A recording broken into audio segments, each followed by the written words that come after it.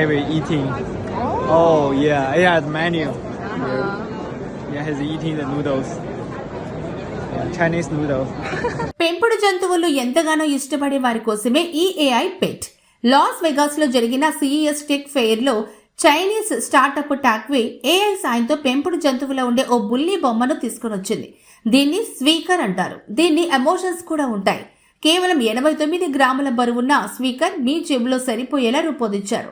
ఇది వివిధ రంగుల్లో షెల్ లాంటి శరీరాన్ని కలిగి ఉంటుంది. 2 రోజుల తర్వాత ఇది కళ్ళు తెరుస్తుంది. వినియోగదారులు తమ పెంపుడు జంతువు కోసం వివిధ దుస్తులు కూడా కొనుగోలు చేయొచ్చు. కృత్రిమ మీద ఎంతగా దూసుకెళ్తుందంటే ఇప్పుడు ఏ పెంపుడు జంతువులు వచ్చేసాయి. స్పీకర్ అనే ఏ పెంపుడు జంతువు జేబులో పట్టే బుల్లి పెట్. దీన్ని రోబోటిక్స్ ఏఐ కృత్రిమ మీద 2 వాడి తయారు చేశారు. ఇది ఒకప్పుడు తమగొచ్చి అనే ఒక పెట్ కి తర్వాత వచ్చిన రూపకల్పనగా మనం చెప్పొచ్చు. అమెరికాలోని లాస్ వేగస్ లోని కంప్యూటర్ ఎలక్ట్రానిక్ షోలో దీన్ని మొట్టమొదటిగా విడుదల చేశారు. ఈ పెట్ ఏంటంటే ఇది ఆర్టిఫిషియల్ కృత్రిమైనదైన రోబోట్ అయినా ముందు గుడ్డులాగా ఉండి పొదుగుతుంది, తర్వాత ఎదుగుతుంది. అనేక ఫేజుల్లో దశల్లో ఇది ఎమోషనల్ మనం మాట్లాడే సంభాషణలు బట్టి ఆ ఓనర్ని గుర్తుపెడుతుంది, ఆ సంభాషణలు గుర్తుపెట్టుకుంటుంది. దీనికి భావోద్రేగాలు ఉంటాయి.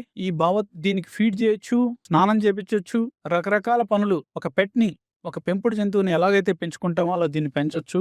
ఇది బుల్లిగా జేబులో పెట్టుకుని ఎక్కడికైనా వెళ్ళొచ్చు. ఇది ఇప్పుడు ఒక గొప్ప ఆవిష్కరణగా అంటే పిల్లల కోసం ఏఐ రోబో పెట్ స్పీకర్ జపాన్కు చెందిన కంపెనీ దీన్ని తయారు చేసింది. అయితే దీనికి సంబంధించి వేరే పార్శ్వం కూడా ఉంది. ఈ పెట్ వల్ల పిల్లల మీద ఎలాంటి ప్రభావం ఉంటుందో, ఎమోషనల్ గా కనెక్ట్ అవటం వల్ల పిల్లలు వాళ్ళ మనసు మీద ఎలాంటి ప్రభావం చూపుతుందో అనే ఒక ఆందోళన ఉంది. కానీ దీనికి విపరీతమైన ఆకర్షణ ఇక్కడ కనిపించింది మనకు.